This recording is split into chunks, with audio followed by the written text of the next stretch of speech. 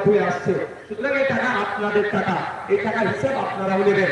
তাই আপনাদের বলবো বন্ধুগণ, আপনারা হিসাব চাইতে হবে। তবে একটা কথা বলি, এই স্লোগানটা আপনারা তুলতে হবে, চলো উলুবেড়িয়ার এমপি কি হবে, একদম চলে যায় উলুবেড়িয়ার এমপি বদলায়, একদম এটা কাজ করতে হবে। না হবে না, আপনাদের বলছি, আপনাদের সমস্যাগুলো সমাধান হচ্ছে না তো। যে সমস্যাগুলো আমি এখানে বছর ছাড়া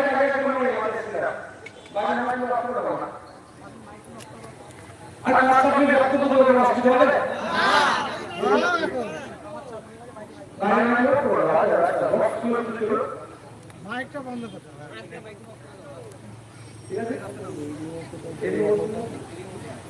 ঠিক আছে, তো আমি ভালো আপনাদের বুঝতে হবে আমাদেরকে কোন জায়গায় ঠেলে নিয়ে যাচ্ছে।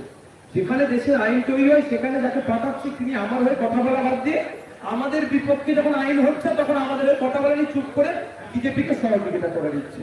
তাই আপনাদের বলবো, আপনারা প্রস্তুত নয়, এবার এমন একজনকে আইন তৈরির জায়গায় পাঠান যে বিগত দিনে যে আইনগুলো তৈরি হতে তার বিরোধিতা যেমন করবে, নতুন আইন তৈরি হয়ে এই উলুবেড়িয়ার বাউরিয়ার মানুষের বিপক্ষে না যায় তার কথা বলবে।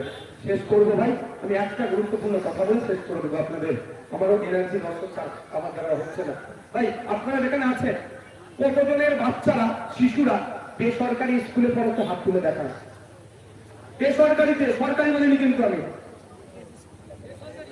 মানে বুঝানোর জন্য বলে কেজি স্কুল না, মানে আমি আরো সহজে বলবো টাকা দিয়ে পড়াতে হয়, বেশি করে টাকা দিলে মাসকে 1000-4000 টাকা করে 3000 টাকা লাগে।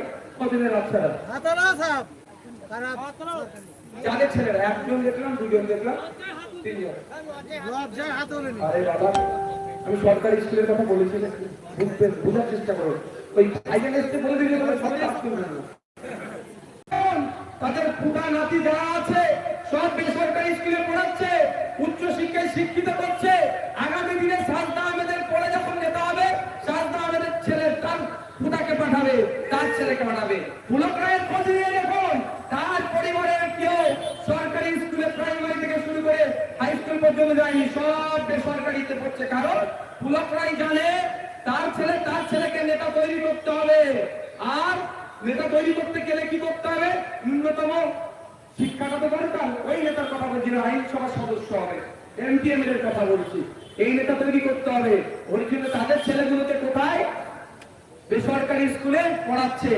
আর পুলক রায় জিন্দাবাদ যিনি বলছে, তার অবস্থা শিক্ষা তলানিতে, তার ছেলে যাতে পুলক রায়ের ছেলের হয়ে জিন্দাবাদ বলে, সুকৌশলে তার ছেলেকে অশিক্ষিত করছে। পশ্চিমবাংলার 8500 স্কুল, সরকারি স্কুল বন্ধ হয়ে যাচ্ছে। ক্ষতিটা কার হবে? পুলক রায়দের ক্ষতি হবে না, সাজদা আহমেদদের ক্ষতি হবে না, ক্ষতিটা হবে যারা দিনে 300 টাকা ইনকাম করেন। এই চোটে বসে থাকা লোক চাইছে তৃণমূল হতে পারে, বিজেপি হতে পারে, সিপিএম হতে পারে, আইএসএফ হতে পারে, কংগ্রেস হতে পারে, বা রাজনীতি করেনি। ক্ষতিটা কাদের হবে? যারা দিনে 300 টাকা ইনকাম করছে তাদের ক্ষতি করছে। আর পুলক বাবুরা সুকৌশলে এই 8500 স্কুল কেন বন্ধ করে দিচ্ছে? পুলক বাবুরা জানে, সাজদা আহমেদরা জানে, যদি এদের হাতে বই পেন খাতা তুলে দিই তাহলে আমরা ভোটে হেরে যাব। মারামারি হানাহানিটা আমাদের ছেলেদের হয়ে করার কেউ থাকবে না। তাহলে তারা তাদের ছেলেদের ভবিষ্যতের কথা ভেবে আপনার ছেলেগুলোকে মূর্খ বানাচ্ছে। আমি অনুরোধ করবো আপনাদেরকে, আপনাদের ছেলেদের ভবিষ্যতের কথা ভেবে আপনারা অন্তত শিক্ষাটাকে সোজা রেখে, যা হয়ে গেছে সেটা আর ফিরে পাওয়া যাবে না। আগামী দিনের কথা ভেবে আপনাদের ছেলেদের স্কুলে যেগুলো পড়াশোনা করে সেই স্কুলের শিক্ষক দরকার, যে স্কুলের শিক্ষার পরিকাঠামো দরকার সেটা বলার জন্য দেশের যেখানে আইন তৈরি হয় সেখানে যদি আমাদের অধ্যাপককে পাঠায়, অধ্যাপকরা শিক্ষার জগতের লোক, শিক্ষার জগতের লোককে পাঠাবে, সে শিক্ষার কথা বলবে। আইন তৈরি হচ্ছে, সে শিক্ষার করবে, এখানে শিক্ষা প্রতিষ্ঠান তৈরি হচ্ছে। আপনারা ডিসাইড করুন। আপনারা বলুন তো, এই বাউরিয়ার কথা বলছি, যারা আমার দাদুদের কথা বলেন, বাউরিয়ার মানুষের দাদুদের কথা বলছি। 1952 সাল থেকে ভোট দিচ্ছে আপনার দাদুরা। আপনার দাদুর কথা ভাবুন তো, কোন একটা দলকে জেতানোর জন্য আপনার দাদু দাদুর সাথে মারামারি করেছে, মাথা ফাটিয়েছে, কবরে গেছে, ফসলে গেছে, জেল কেটেছে, আপনার দাদুদের ভোট এটা ধ্বংস হয়ে গেছে। আপনার বাবাদের কথা ভাবুন, ঠিক একই ভাবে অমুককে পার্লামেন্টে পাঠাতে হবে, দাদাকে এমপি করতে হবে, দিদিকে এমপি করতে হবে, এই চক্করে পড়ে আপনার বাপেরা একই ভাবে মারামারি করেছে, হানাহানি করেছে, কাউকে কবরে পাঠিয়েছে, কাউকে জেলে পাঠিয়েছে, কাউকে শ্মশানে পাঠিয়েছে, ধ্বংস হয়ে গেছে। এখন আপনাদেরকে নিয়ে একই ভাবে কাজ হচ্ছে, শুধু মারামারি কর, হানাহানি কর, মর তোরা, মার তোরা, জেল খাট তোরা, শ্মশানে যা তোরা, কবরে যা তোরা। আর দেখুন দাদু নেতা ছিল, বাবা নেতা, এখন ছেলে নেতা, এখন ধান্দা করছে এর ছেলেকে কিভাবে নেতা করা যায়। আর আপনার দাদু লাঠিয়াল বাহিনীর মধ্যে ছিল, আপনার বাবাকে লাঠিয়াল বাহিনী করে রেখেছে, এখন আপনাকেও লাঠিয়াল বাহিনী করে আপনার ছেলেকে যাতে লাঠিয়াল বাহিনী ইনশোর করা যায় সেজন্য ট্রেনটা আপনার ছেলে হাত থেকে কেড়ে দিচ্ছে। তাই বলিস বুঝার সময় একটু বুঝুন, যারা বলছিলাম তৃণমূল জিন্দাবাদ বলছেন, অমুক জিন্দাবাদ, দাদা জিন্দাবাদ করছেন, তাদের ছেলেদের সাথেও কিন্তু এই হচ্ছে। শুধুমাত্র আইএসএফ যারা করে তাদের হাত থেকে বই পেন খাতা কাটছে না। আপনি বলুন না, দাদা দিদিদেরকে বলুন গিয়ে, দাদা ক্লাবের চালটা উড়ে গিয়েছে, ও ক্লাব ঢালাই করবে। দাদা ক্লাবে যে গ্রামটা ছিল বা মাথায় যে গ্রাম বোর্ডটা ছিল খারাপ হয়ে গিয়েছে, ও ম্যাচ বোর্ড হয় না গ্রাম বোর্ডে, বড় ম্যাচ বোর্ড কিনে দেবে। দাদা আমাদের টিভিটা ঝিঝিল করছে, ও 52 ইঞ্চি এলসিডি কিনে দেবে। আর আপনি গিয়ে বলুন তৃণমূলের নেতাদের বলছি বুথের স্তরে গিয়ে বলুন, তারা দাদা আমাদের বাচ্চারা যে প্রাইমারি স্কুলে যায়, সেই প্রাইমারি স্কুলে বাচ্চারা গিয়ে সামনে বসে দুটো চেয়ারের ব্যবস্থা করে দিন না, টেবিল চেয়ার দেখছি। দাদা যে বাচ্চারা পড়ে গিয়ে টিচার নয়, ওটা লঙ্গরখানা হয়ে গেছে, আর শিক্ষাদানের জায়গা নেই। 300-400 বাচ্চা আছে, সেখানে মাত্র 3-4টে টিচার, যেই তালা খুলছে সেই ঘন্টা বাজাচ্ছে।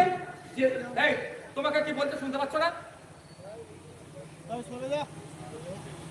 যেটা বলবে সেটা শুনবে।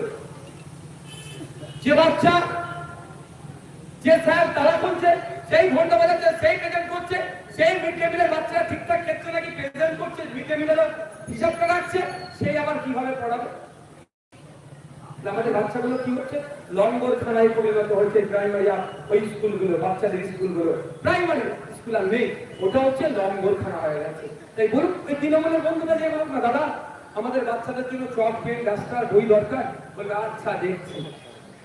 তৃণমূলের বন্ধুরা বা যে কেউ যে বলুক এই ভোটের সময়, দাদা আমাদের বৃষ্টি করবো, কত লাগবে? 1000-10 টাকা দিলে হবে, 12,000 টাকা দেবে, বলবে 10,000 টাকা বিরিয়ানি সৃষ্টি করবি, আর 2,000 টাকার মদ খেয়ে হই হই করবি।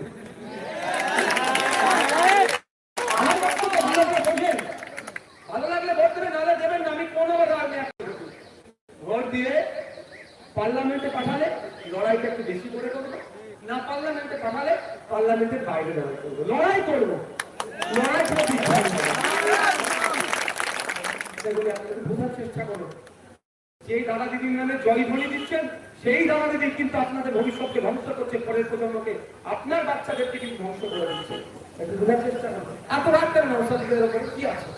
বিজেপি প্রোগ্রাম করে কোনো কথা নাই, শুভেন্দু অধিকারীর বিরুদ্ধে কোনো কথা নাই, অরুণ বাবুর বিরুদ্ধে কোনো কথা নাই, যত কথাই নওশাদের বিরুদ্ধে, আফতাব ডাক্তারের বিরুদ্ধে, উকিলদের বিরুদ্ধে, আপনার বাউরিয়া আইএসএল নেতাদের বিরুদ্ধে কেন?